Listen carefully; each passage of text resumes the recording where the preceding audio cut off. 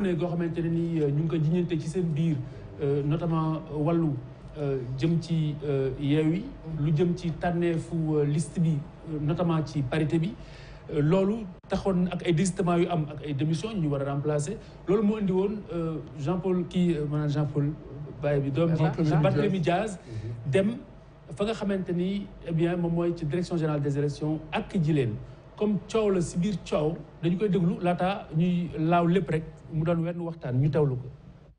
wax ji mooy lan mooy coalition Yewwi Askan Wi dafa am benn mandataire bi mi ngi tudd Déthié Fall ci boppam nee na liste bu ñu fësal nee na moom déposé wul liste boobu nee na moom lu mu déposé ak lu waa direction générale des élections génnee bokkut ñoom nag ñoo jël suñu liste ñu falsifier suñu liste daal di dindi ay yenn tur yi def lu leen neex parce que amoon na luñ ci namoon waaw maintenant ñun ñu xam lan la gars yi nam ma ci ñaawteef bu ñu def ci suñu liste ñu woo ñaari nit nga leen gars yi lii la gars yi nam ma ci ñun te ñun ñu ngi leen di waajal tumma ci dëkk bi ba dëkk bi am cohabitation donc ñu ngi sàkku ci yéen comme ñoom dañu daal di falsifier suñu liste lu ñu déposé woon nañu dellu siwaat ci loolu yéen ngeen bind seen liste seen lettre de désistement ñu remplacer leen problème mu Dakar mooy Macky Sall te dañ ko fas yéene lijjanti comme moom nee na Dakar jàmm du fi am moom tamit na xam ne ni jàmm tamit du ko am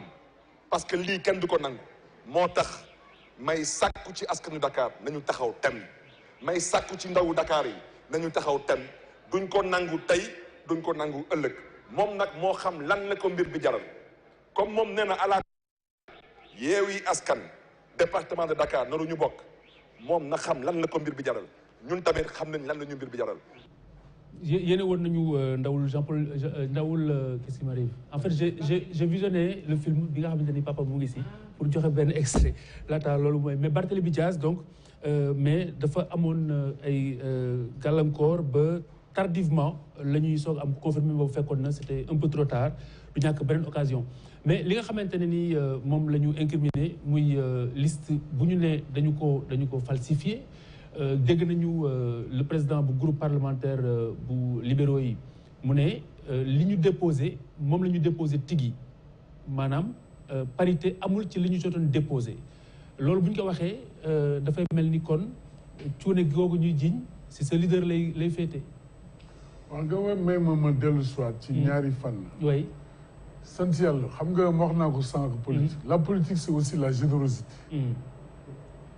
man Cheikh Gueye. waaw. Haut conseiller des collectivités territoriales. Maire de la commune de Dieuppeul-Derklé. Responsable départemental de Taxawu Sénégal. Président du comité électoral de Yewwi Askan Wi département de Dakar. oui. mais man mënoon naa ni damay nekk ci liste yi. sama waa commune yëpp dañu doon xaatiru da ngay nekk ci liste yi. mais anti-cumul nga anti-cumul. mais j'ai dit non je ne peux pas. oui. je suis déjà au Haut Conseil des collectivités territoriales. je dois céder la place à d'autres. La politique c'est de la générosité. oui. aujourd'hui boo demee ba ni yow Yewwi Askan Wi nga. mais yaa xeetu mun naa nañu wax ci lii Yewwi Askan Wi pas lii Yewwi nit ki.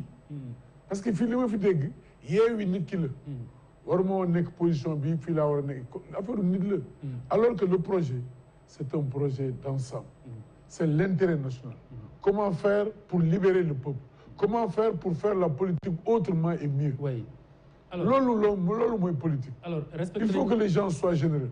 am na ñoo xam ni. ñi ngi seen 4e ou 5e. mais ñooñu waroon nañu mën doyee sax pour laisser la place à d'autres. et montrer qu'aujourd'hui le Sénégal il y a des jeunes et des femmes qui peuvent aujourd'hui remplacer valablement potentiel personnel politique bi fi nekk. avec toute responsabilité. maintenant problème bi ma wax. xam nga coow la rek. wala fi dañu ni ku sa wujju di sëlëm doo set. mun ma wax koo xam ne bokkul ci Yewwi. di wax Yewwi. et gëm naa ni expertise bi nekk ci Yewwi bu pund bi wone daañu xam ni wax ji coow li ci pindum teen bi gars yi amul bag la parce que gëwma ni le mandataire de Yewwi Askan Wi en l'occurrence Déthié Fall mën def une telle erreur. et même si c'était le cas moi j'ai vu à la faveur des élections locales ay listes yu ñu déposé bañ a respecter parité mais l'autorité administrative a appelé le mandataire ni ko fii il faut ngeen intervenir pour changer. et les gens l'ont fait. Pourquoi aujourd'hui, si ça devrait être le cas, encore que je suis convaincu que li Déthié Fall man gëm naa ko. mais bu amee démission ak désistement loolu après beneen problématique lay poser. mais du poser problématique le principe de ce respect de la parité. xam nga Khalifa dëkk bi fii ay ngaaka yeewoowuñu fi.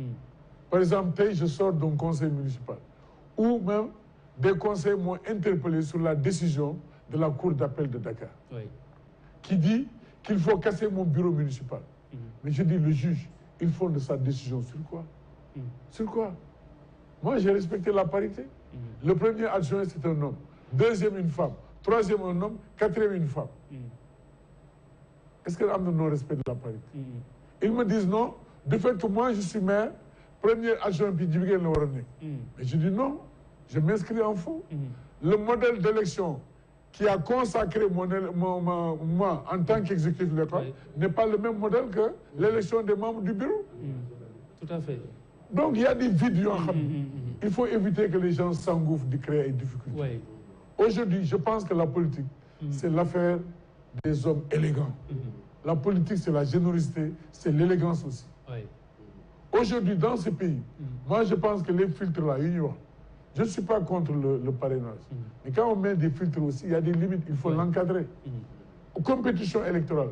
Mais tout Sénégalais ou toute Sénégalaise qui aspire à aller à l'Assemblée nationale et à développer un nouveau type de député qui va dans le sens de la protection des populations, moi je pense qu'il faut lui baliser le terrain. Alors Mamadou, li Barthélémy Diaz joytu lan la si code bi wax est-ce que lu war a mën a nekk la wala lu warul mën a nekk la? c'est-à-dire ñi nga xamante ne ni désisté nañ. waaw wala ñi nga xamante ne bàyyi